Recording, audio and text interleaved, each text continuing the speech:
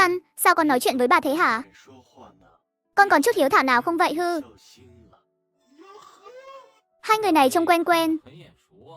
Một lần mang thai, ngốc 3 năm. Sau khi vợ tôi mang thai, trí nhớ của tôi càng ngày càng tệ. Đây chẳng phải hai ông anh họ. Không có việc thì chẳng ghé, đến là đòi đồ sao nổi. Lê Hoa, để anh giới thiệu cho em. Hai người trước mặt này là đôi anh em đánh rắn trong cát. Vu Thiết Phú và Vu Thiết Quý từ làng Đại Hòa đấy. Lúc cưới mình từng gặp rồi. Ngồi bàn đầu, vừa ăn vừa gói mang về. Còn lén lấy đồ nhà gái nữa. Là họ đấy. Trong chậu rau thiếu mất 2 khúc xương. Có khi cũng là họ lấy, đừng nói bậy. Bọn tôi chỉ lấy thuốc lá thôi. Xương gì chứ? Lê Hoa không nhịn được bật cười. Anh em Thiết Phú, Thiết Quý mặt đỏ tía tai. Cả bà cụ cũng bị chọc tức không nhẹ.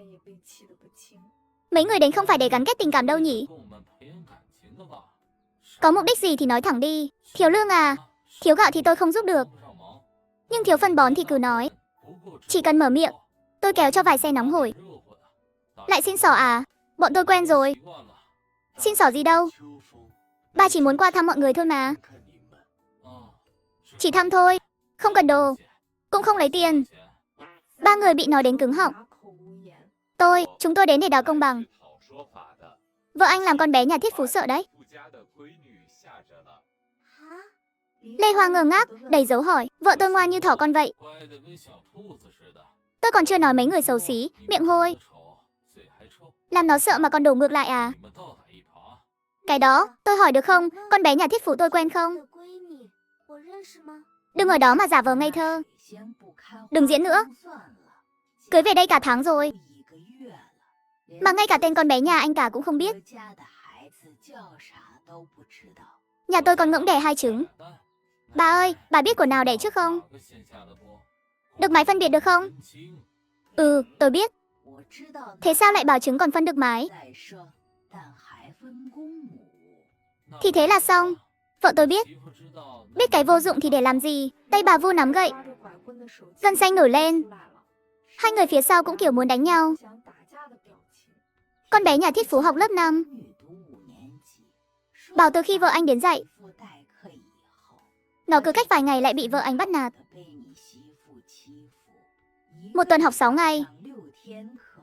Vợ anh phạt nó đứng 5 ngày rưỡi. Làm gì mà thế? Vu Thải Phượng không làm bài tập, không mang sách. Khuyên mãi không sửa. Lên lớp ăn hạt dưa, trộm đồ, còn nắm tay con trai. Lời Lê Hoa làm Vu Thiết Phú đổi sắc mặt.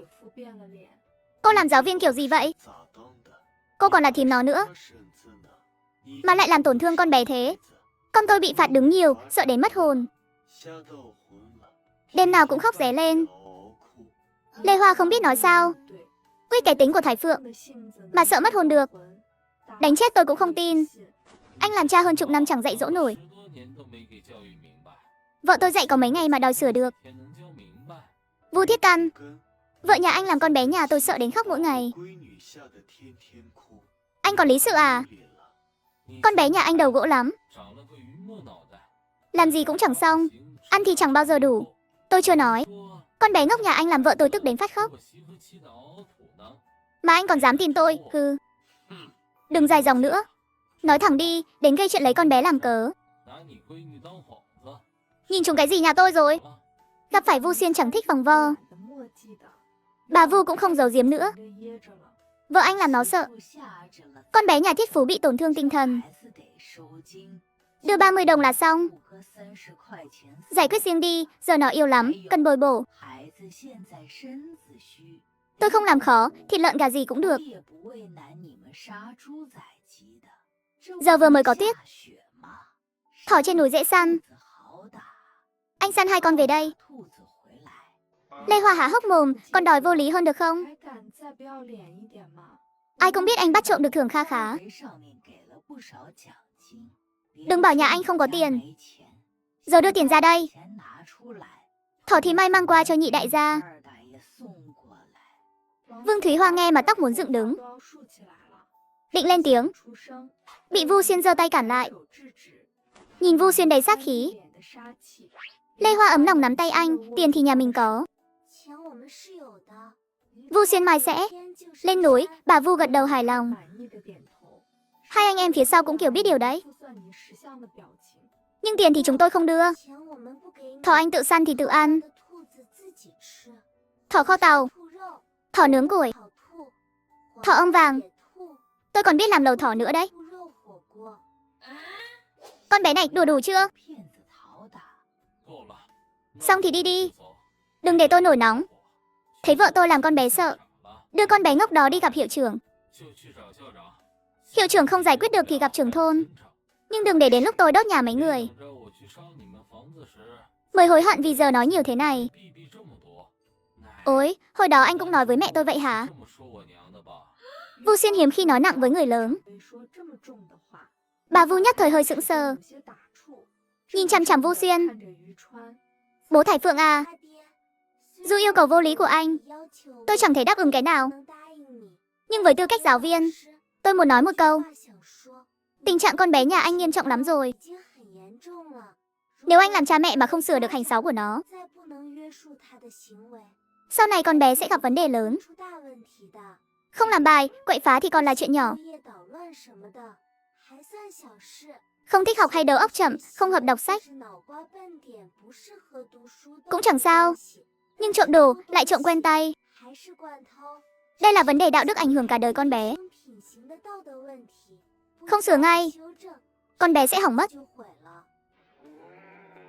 Đồ bất hiếu. Đợi bị hàng xóm chửi vào lưng đi nhé.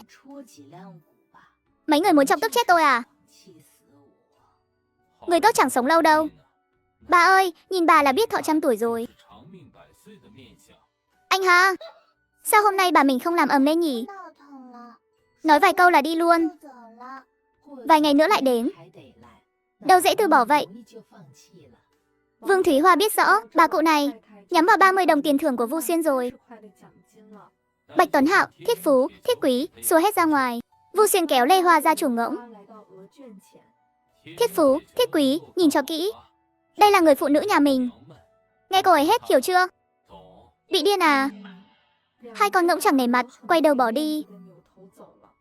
Tức đến mức Vu Xuyên thỏ tay vào túi. Nhớ ra còn hai của pháo Tết. Nhưng không thể làm nổ chuồng gà nhà mình. Để mày đẻ trứng nhiều hơn. Của trước giờ vẫn chưa hồi phục đây. Tiểu tử còn kêu nữa là tao khinh đấy. Hồi đó bà ấy chẳng ít bắt nạt mẹ mình và mấy người đâu nhỉ? Thời trẻ chẳng quay lại. Một ngày khó có lại sáng. Những kẻ từng phụ mình đang dần già đi từng chút.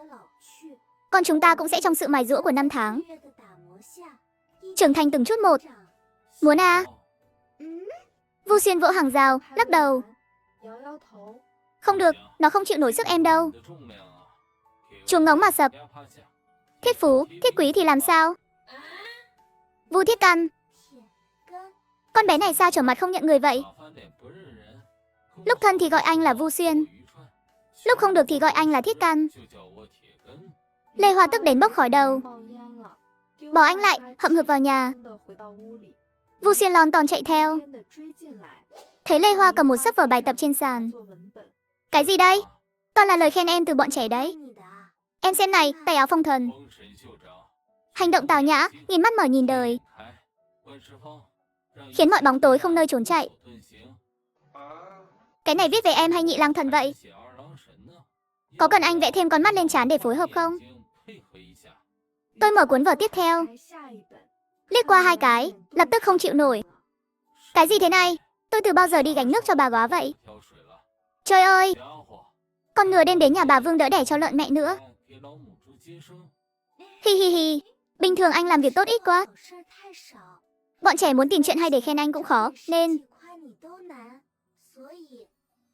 bình thường làm việc tốt ít quá. Bọn trẻ muốn tìm chuyện hay để khen anh cũng khó, nên là mấy đứa nhỏ này cũng không dễ dàng. Chỉ còn cách để trí tưởng tượng bay xa thôi. Trời ơi, cái này còn quá đáng hơn. Thằng nhóc Thượng Hải tên gì nhỉ? Anh cá là phải cho nó một trận. Bài này viết bố nó cùng anh lên núi.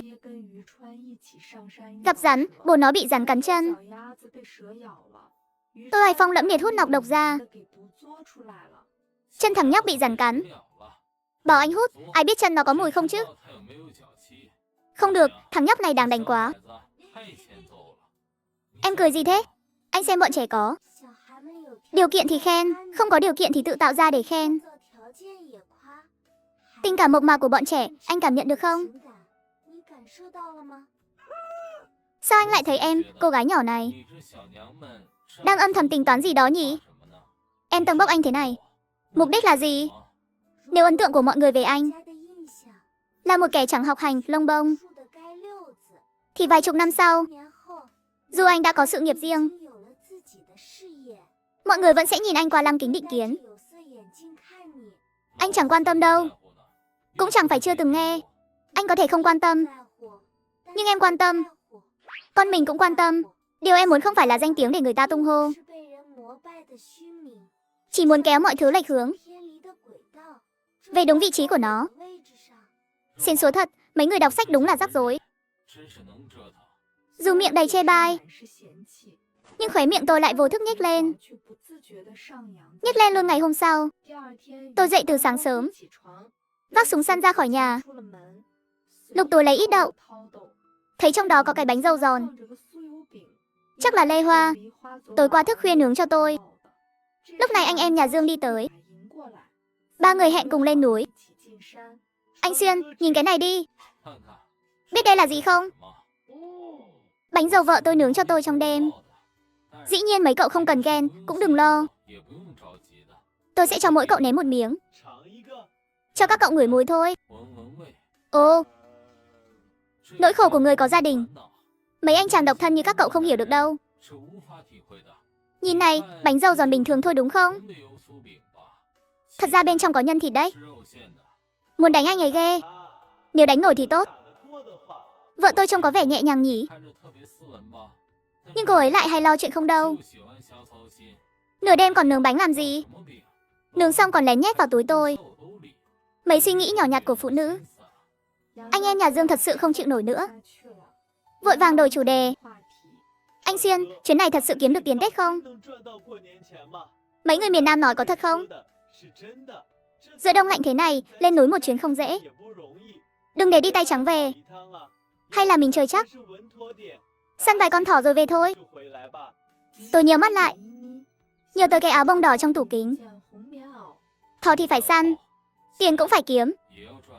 Nhưng anh tả loa to bảo sắp có tuyết mà. Lên núi thế này được không? Nhưng chính vì sắp có tuyết, mình mới lên núi trước họ. Cứ cơ hội mới bán được giá tốt. Đợi tuyết rơi vài ngày rồi ngừng. Mấy người miền Nam kia biết đâu đã đi chỗ khác rồi. Lúc đó hàng lên núi tìm sẽ hết trong tay. Chúng ta lại thu mua giá rẻ. Nhà khác còn do dự vì thời tiết. Ta ra tay trước, cơ hội sẽ là của mình. Do dự mãi, chẳng kịp ăn đồ nóng đâu. Anh Xuyên cưới chị dâu cũng nhờ dám mạnh tay.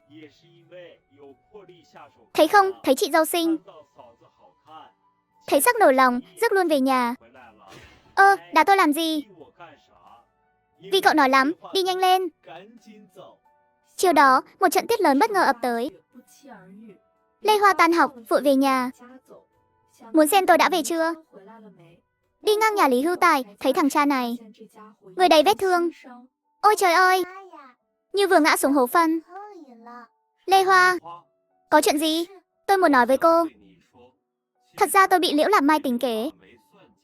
Tôi không muốn ở với cô ta. Cô tin tôi nhé. Đầu óc hỏng rồi à, nói với tôi làm gì? Đến nước này, tôi không giấu cô được nữa.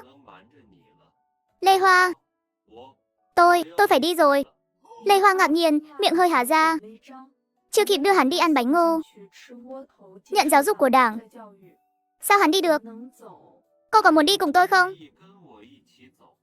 Tôi biết yêu cầu này với cô hơi đột ngột. Biết đột ngột còn nói nhảm gì vậy? Cô ở nhà họ Vù chắc cũng chẳng sung sướng. Mắt nào của anh thấy thế? Ngày tháng nhỏ của tôi ngọt ngào lắm nhé.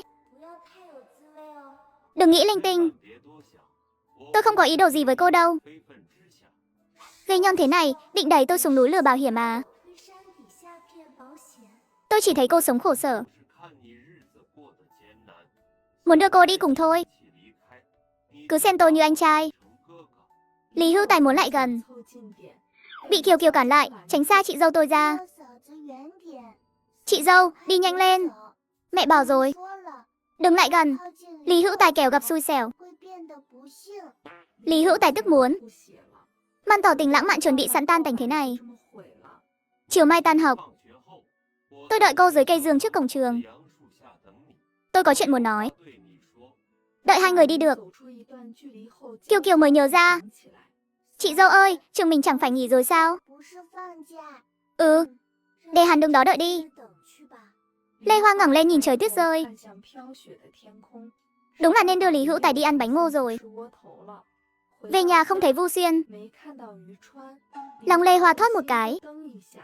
Tính thời gian anh ấy lên núi. Đáng ra phải về rồi chứ. Lê Hoa lo lắng bước ra ngoài. Vừa đến cửa, thấy anh em nhà Dương xách đồ tới. Chị dâu, anh xin nhờ tụi em mang đồ cho chị. Anh em nhà Dương đặt túi xuống đất. Trong bao tải có 3 con thỏ rừng, anh ấy đâu? Anh Xuyên xuống núi xong thì chia tay tụi em. Chỉ dặn tụi em mang đồ về cho chị. Bảo chị đừng đợi anh ấy ăn tối. Lê Hoa mang thỏ vào nhà. Nghe tiếng chó sủa trong sân. Nhìn ra ngoài, thấy một bà cụ bước nhanh như bay vào. Chân bà cụ này rốt cuộc có tật hay không vậy? Có lúc có lúc không. Anh tôi nói rồi. Bình thường thì bà ấy có tật, nhưng thế đồ để lấy. Chạy nhanh hơn cả thỏ. Bà Vu vội vã xông vào nhà. Thấy 3 con thỏ ở góc phòng. Mắt lập tức sáng rực. Thủy Hoa đâu rồi? Đi muối dừa à? Ôi, tôi không lớn, mà lòng dạ không nhỏ. Chẳng biết giống ai nữa. Đôi mắt già của bà Vu dừng lại trên khung ảnh treo tường. 30 đồng trong đó như đang vẫy gọi bà. Đừng có đứng đây nhìn tôi. Nhìn mấy người là tôi bực, đi nấu cơm đi. Ừ, bà la cái gì mà la? Bà già không nấu cơm à? Bà định trèo lên nóc nhà lật ngói à? Trước khi ra ngoài, mẹ chồng tôi có dặn. Tiền thưởng của chồng tôi được ngũ khúc tinh chiếu mệnh. Người thương đụng và không được ai động là xui. Xui to luôn ấy. Bà đừng tưởng tôi không biết. Mấy chiêu của Vương Thúy hoàn toàn là lừa đảo thôi. Dùng cái này dọa tôi hả? Không có cửa đâu, hôm nay tôi cho mấy người thấy. Ngũ khúc tinh thì làm được gì? Nói xong, bà đưa tay định giật khung ảnh. Đột nhiên một dòng điện chạy qua, làm bà cụ sợ đến nhảy dựng lên. Cái gì thế này? Sao lại cắn người? Đã bảo có ngũ khúc tinh bảo vệ rồi. Người ngoài không được đụng vào mà. Còn không mau về nhà uống bát nước sông trừ tà đi. Ngũ khúc tinh mà trách tội, hậu quả khôn lường đấy. Bà Vu vừa kinh vừa sợ, đôi chân nhỏ chạy nhanh như bay. Chị dâu, chuyện gì thế? Cậu nhìn tôi đây này. Bảo Kiều Kiều đứng lên ghế để nó tiện xem cấu trúc sau khung ảnh. Đây chẳng phải cái bật lửa điện của anh Xuyên sao? Dùng để đốt canxi ấy.